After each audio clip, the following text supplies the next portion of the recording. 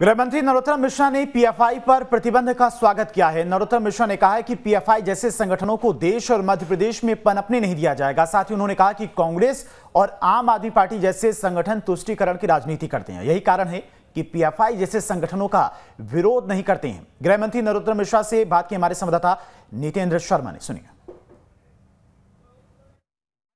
PFI पर 5 साल का प्रतिबंध लगा दिया गया है और मध्य प्रदेश में भी पीएफआई काफी दिनों से सक्रिय था। हमारे साथ गृह मंत्री नरोत्तम मिश्रा है, उन्हीं से पूछते हैं कि 5 साल का प्रतिबंध केंद्र सरकार ने लगाया, मध्य प्रदेश सरकार इसमें आगे क्या निर्देश जारी कर रही है? केंद्र के हर निर्णय का स्वागत, केंद्र के हर निर्देश का अक्षर से पालन राज्य सरकार करेगी और ये इसकी अब कोई भी गतिविधि पीएफआई की मध्य प्रदेश में नहीं चलने देंगे। 25 लोग अभी तक आपने हिरासत में लिए हैं, करीब 2000 सदस्य ऐसा बताया जा रहा है कि पीएफआई ने मध्य प्रदेश में बनाए।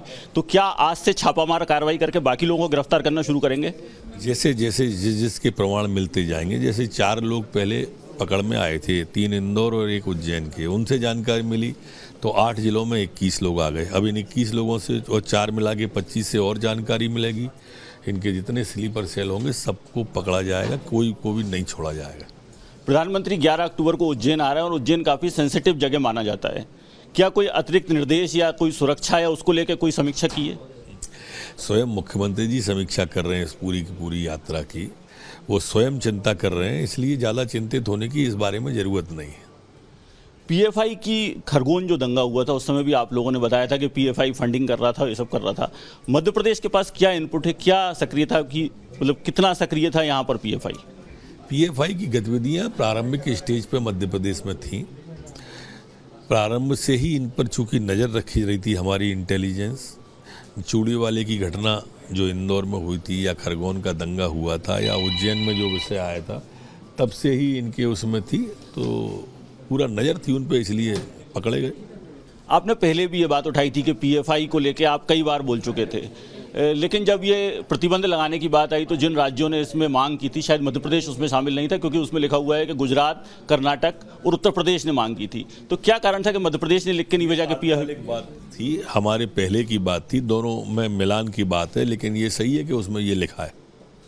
जो कांग्रेस शासित राज्य हैं, अन्य दल के जहां पर सरकार है, आपको क्या लगता है, क्योंकि उनमें से किसी ने पीएफआई पे बैन की मांग नहीं की, क्या कारण है कि भाजपा शासित राज्यों ने मांग की?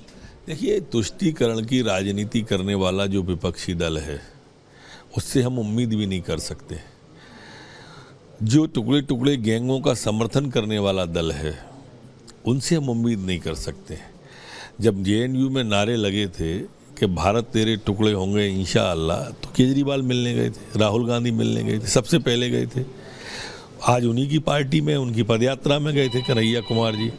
तो इनसे क्या उम्मीद कर सकते हैं हम? कोई उम्मीद नहीं कर सकते, ये इसी लायक है।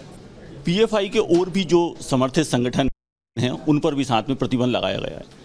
मध्य प्रदेश में आपको जानकारी में है कि ऐसे संगठन कहाँ कहाँ इनकी गतिविधि चल रही है, या इनसे कोई राजनीतिक दल जो है उनके लोग भी क्या इसमें शामिल हैं कहीं ना कहीं? निश्चित रूप से हमारे इंटेलिजेंस के पास इनपुट है और उन पर भी नज़र रखी जा रही है। क्या लगता है आने वाले दिनों में मध्य प्रदेश में कितने शहरों में जो है वो कार्रवाई दिखाई देगी पीएफआई के खिलाफ? क्योंकि जब सिमी पे प्रतिबंध लगा था तो तुरंत सारे लोगों को जो सिमी से संबंधित थे गिरफ्तार किया गया था। तो पीएफआई से संबंधित लोगों को कब तक ये मानेंगे कि अरेस्ट कर लिया जाएगा? जानकारी आती जाएगी, तत्काल गिरफ्तारी होती जाएगी। सिमी के लोग भी कहीं इसमें शामिल हो रहा है कि जो लोग, क्योंकि होता ही है कि जैसे सिमी अब समाप्त है, सिमी बची नहीं है, इसलिए उसके लोग यहाँ हैं ऐसा नहीं मानते। हम तो जो भी राष्ट्र विरोधी गतिविधि में होगा हमारे लिए वो एक ही चश्मा है। पीएफआई कोई नया संगठन बना के नाम बदल लेते हैं, क्योंकि होता यही है कि एक इस तरह के संगठन पे प्रतिबंध लगता है वो नाम बदल के दूसरा बना लेता है। इसको लेके क्या आप जो है सतर्कता बरत रहे हैं? पूरी सतर्कता बरती जा रही है। बताना मेरे ख्याल से वो ठीक नहीं रहेगा, क्योंकि ये सुरक्षा से जुड़ा विषय होता है। तो ये हैं गृहमंत्री नरोत्तम मिश्रा, जिनका कहना है कि पूरी सतर्कता बरती जा रही है और पीएफआई पर केंद्र के प्रतिबंध के बाद मध्य प्रदेश में भी आने वाले दिनों में कार्रवाई करके पीएफआई से संबंधित सारे लोगों को जैसे जैसे इनपुट आएगा गिरफ्तार किया जाएगा। वीडियो सासू के साथ नितेंद्र शर्मा। और चलिए इसी खबर पर तमाम जानकारी के साथ में संवाददाता मिथिलेश हमारे साथ इंदौर से जुड़ गए हैं। मिथिलेश, आज केंद्र सरकार की तरफ से, गृह मंत्रालय की तरफ से एक बड़ा फैसला लिया गया। जिस तरह से पिछले कई दिनों से ताबड़तोड़ एटीएस और एनआईए की छापेमारी चल रही थी, लगातार कई नए खुलासे भी हो रहे थे कि किस तरह से देश को तोड़ने की साजिश पीएफआई संगठन के द्वारा रची जा रही थी।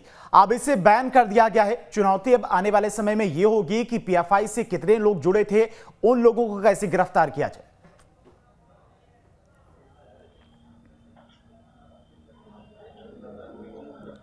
देखिए, सबसे पहले आपको बताना चाहूंगा कि पीएफआई पे प्रतिबंध तो लगा दिया गया है। पीएफआई पे प्रतिबंध 5 साल का लगा है और उनके साथ 9 उनके सहयोगी संगठन पर भी प्रतिबंध लगाया गया है।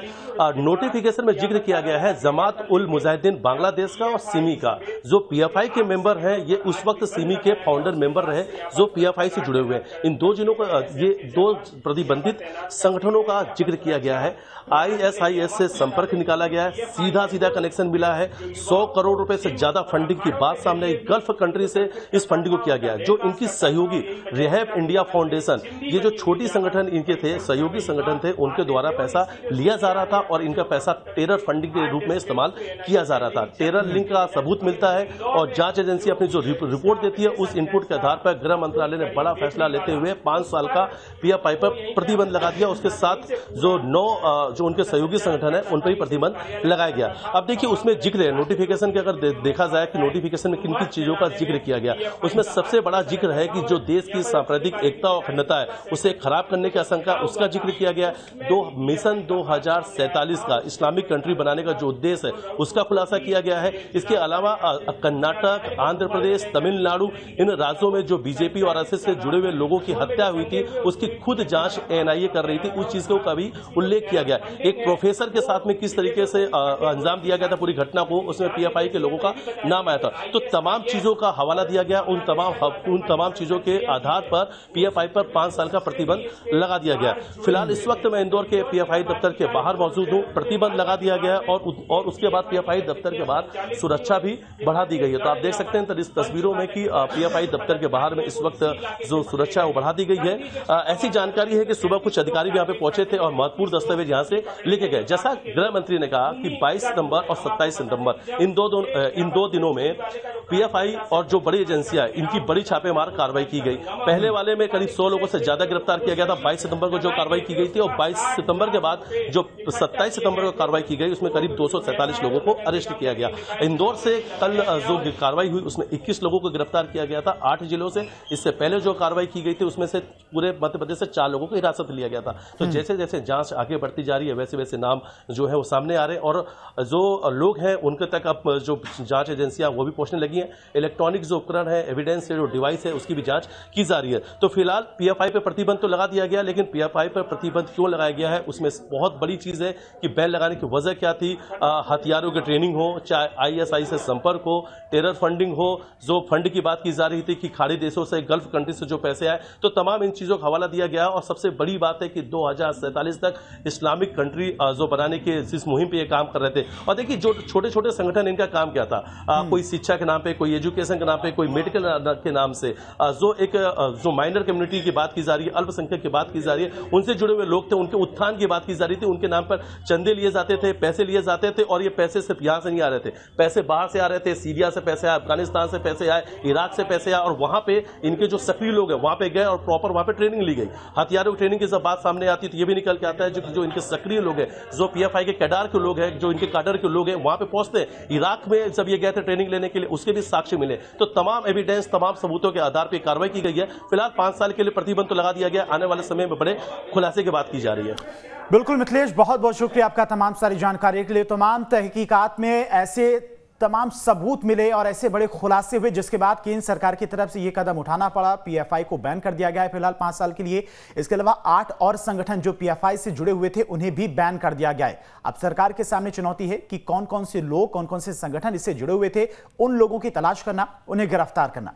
बढ़ते आगे, उज्जैन से बड़ी खबर है। उज्जैन में तीसरी बार पीएफआई पर कार्रवाई की गई है। पुलिस ने सील किया एक फ्लैट। उज्जैन से इस वक्त की बड़ी खबर आपको बता रहे, उज्जैन में तीसरी बार पीएफआई पर कार्रवाई देखने को मिली है। पुलिस ने एक फ्लैट को सील किया है। बताया जा रहा है कि पीएफआई के सदस्य, पीएफआई से जुड़े हुए लोग यहां पर आते जाते थे, जिसके बाद यह फैसला लिया गया है, फ्लैट को सील कर दिया गया है। तो उज्जैन से इस वक्त की बड़ी खबर, केंद्र सरकार की तरफ से आज ही पीएफआई को 5 साल के लिए बैन किया गया, प्रतिबंध लगा दिया गया है।